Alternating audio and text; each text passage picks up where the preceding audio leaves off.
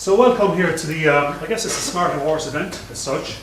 And the topic, I wanted to work at this on two different levels. Excuse me a second here. Sorry, I didn't actually have the moon given the week or two of the dinner for Neil Armstrong. But that is, of course, a map of the Earth that we're currently living on. And I'm going to spend, I suppose, about 15 minutes or so looking at storytelling for what it says up there, competitive advantage. So often these are two terms that don't necessarily go together, because obviously storytelling, well, honestly, is a little bit unprofessional versus the kind of strong business results we want to see in our business. So I want to touch on a few different things. I want to set the scene here. We're going to talk first of all about a pressing business problem that I come across, and perhaps you come across on a regular basis in business. We're going to talk about an ancient Irish word and a concept called metal. Look at the joy of storytelling, and also have a little look at our river dance culture and the way that we actually transmit this culture abroad, overseas and so on. So what you're about to see is very much what I call an Irish perspective on the world. But before we do that, let me ask you a question. Let me ask you what matters to you. What matters to you? What really matters to you? Because when Aidan actually asked me to come up and speak here tonight, I asked him, well, what do you want me to talk about? There's a wide variety of things we could talk about. And he said, something that actually matters to you. So, to tell you the truth, I didn't actually have to spend long thinking about this. That's the nicest one. These are two actors I hired to do this. So these are my two children, Evan and Rosalie, and of course they're not embarrassed by this moment because they're not here tonight. I won't mention the other thing that actually matters to me because she's sitting over there at the moment. I might be embarrassed. But, you know, they don't look like that anymore. Basically they've grown up and they've gone on in lots of different ways. But when you're a dad or a parent, you know, they always look a certain way to you all the time. You have your own pictures which you carry through your life with you. And around that time that particular picture was taken, in the mid-90s, it was kind of an unusual time in our own family life. Because I moved from a job in the USA, and I wanted to be back closer to the tribe, back in Ireland. So of course the most natural thing to do was go for a job in England. And at that particular time, I was actually going for that particular job, and we were going through a number of different interviews. In fact, when I think back on it, I had to see about 8 people in a row. But what was most peculiar about that particular series of interviews for that job in England was the fact that as I walked in and as I started to talk, my particular Irish accent, I started to get all these smiles from the various, mostly English people, actually going through the interviews. I thought this was a bit odd. What's going on here? And it turned out about 6 weeks before that, they had just had their sales kick-off, where else but in Dublin. And they still had that green hangover that you might get from going overseas and enjoying yourself in somebody else's country. What happens in Dublin stays in Dublin. All that sort of thing. And the other thing that kept on coming up in our conversations was this thing, river dance. You might remember going all the way back to the early 90s, the big splash of Michael Flatley. That sense of river dance started to hit the world stage. And at the time, and I don't know if you're old enough to remember this, but a slightly different definition in our own minds of what we were all about as Irish people. A kind of a new confidence that perhaps went over the cliffs when we actually look at the Celtic Tiger. But going back there to 1995, that time of river dance and so on, it was probably one of the first times I became aware of how we're actually perceived abroad, how the Irish culture, is actually perceived by people overseas. What sort of things, more importantly, do you actually pay attention to? What can we take advantage of? So time moves on, and over a number of years in England, we decided to relocate back to Ireland. Kids are getting older, you know the way, they want to go to school. And of course, there's no place like the old sod to set up the kids. So back we come to Ireland, and I set up a specific company at the time, stand by for the mini plug, which evolved into this thing called Persuasive Presentations. But that's not exactly the point I actually want to make here. What I actually noticed when we actually came back was that I also became self-employed for the first time. And I personally come from what we call a multinational environment. You know, basically where you actually somebody like the Googles and the Apples and the EMCs of this world and so on, sponsoring a local factory, sponsoring a local service depot, whatever it is, here in this particular country. Could I just have a quick show of hands? How many people out there, outside the spotlights, actually work in multinationals at the moment? Just to get an idea. Okay, how many people have, just if you keep your hands up a moment, put your hands up as well if you've worked in a multinational in the past. Okay. If you own your own company, keep your hands up, don't be lazy.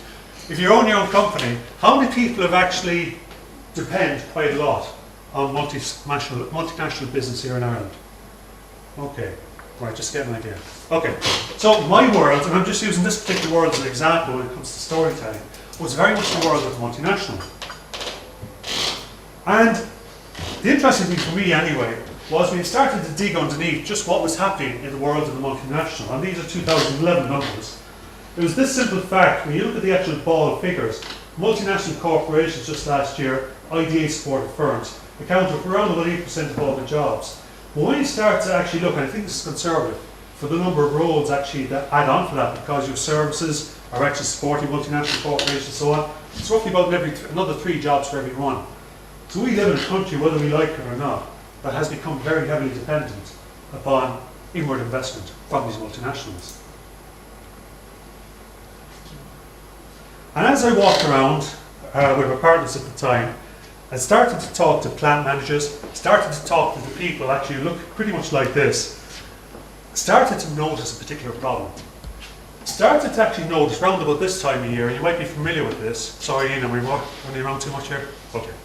Started to notice round about this time of year especially, the time of the budgets, that if you walked into their office, there was a very specific thing on all the whiteboards: drive costs down by 5%, 10%, 15%, whatever it might be. They were under terrific pressure, basically to maintain the investment that the parent company was making into their plant in Ireland. To such an extent, they didn't actually really have means, or not much time in any case, of somehow justifying further investment from the parent company into Ireland. What are these people all doing with these phones, by the way? Are they kind of recording all this stuff and so on? Paul, I know I'm you're tweeting you. tweeting.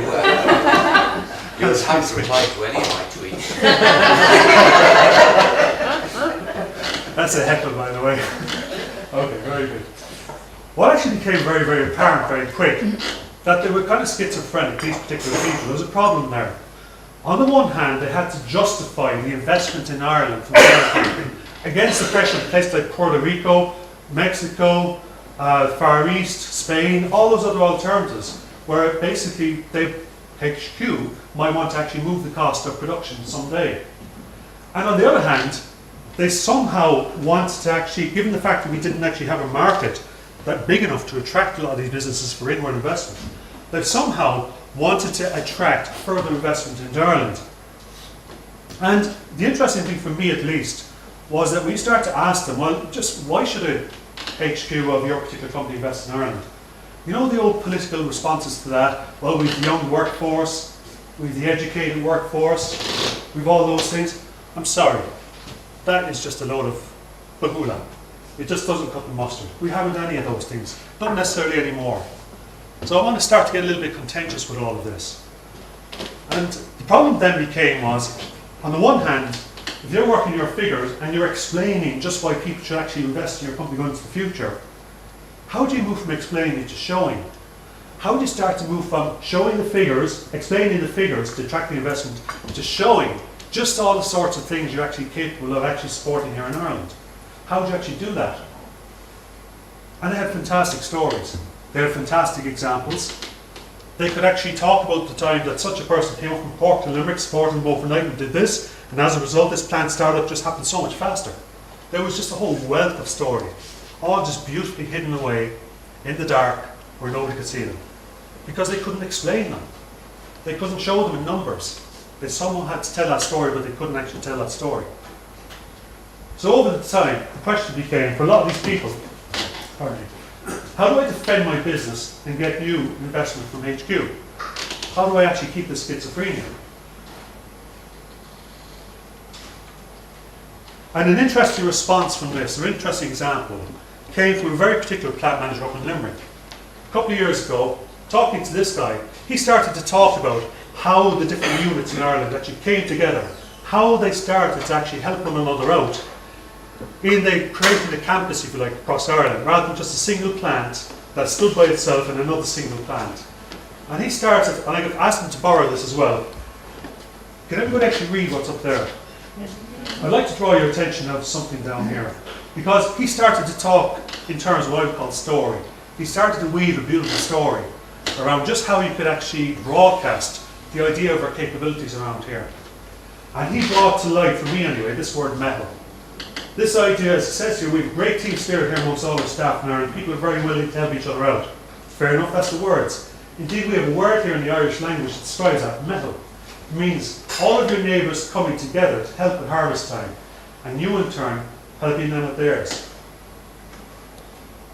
That idea of coming together for the greater good, that idea of that shared job, that shared task that's just too big for any one person to actually tackle.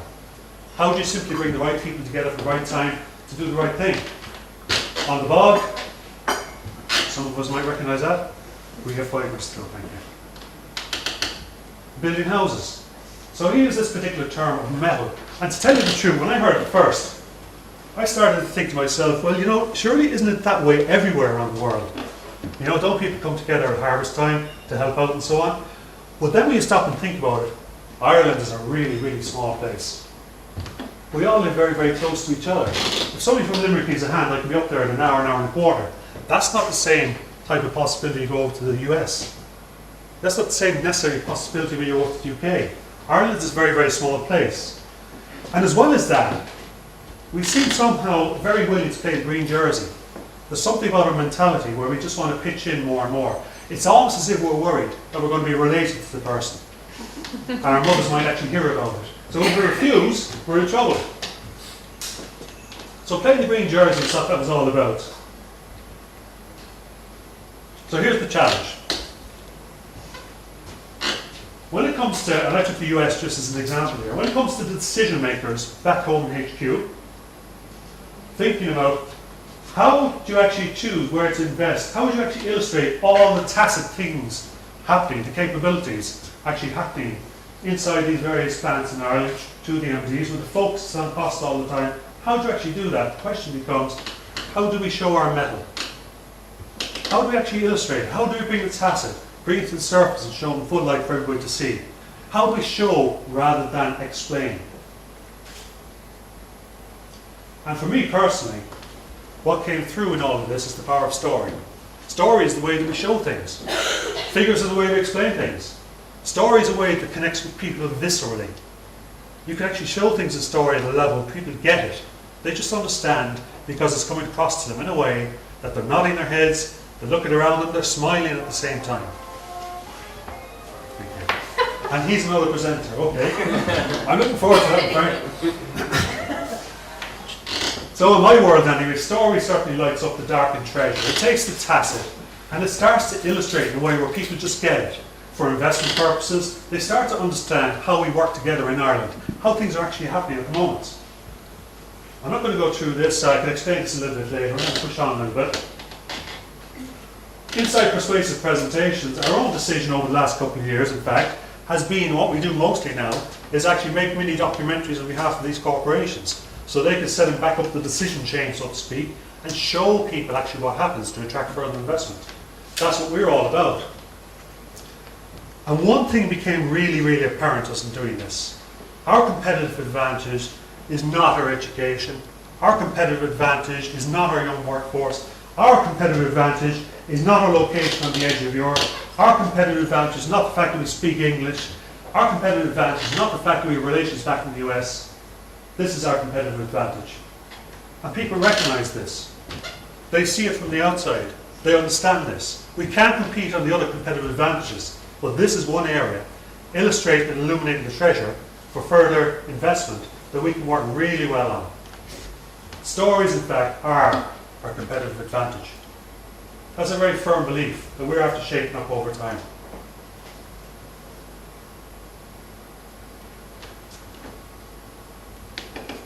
So in conclusion, here's a gentleman that you might recognise, somewhat similar, worlds apart.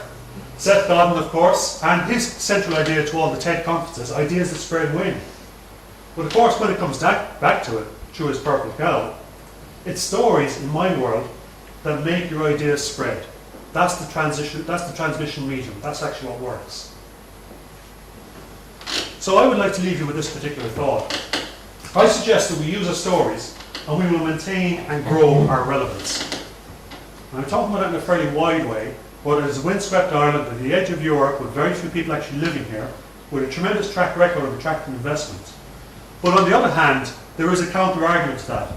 If we don't, in my book again, in my beliefs, actually use our stories, we will cease to be relevant. We'll just blow around like that, a leaf in the wind. Let's just skip over that one. You know, back to what matters. And that's the point. This is about what's relevant for the future. And as far as I'm concerned, I'd actually like to live in a country that's relevant for them. So that's where I'd like to leave it for tonight. So thank you very much.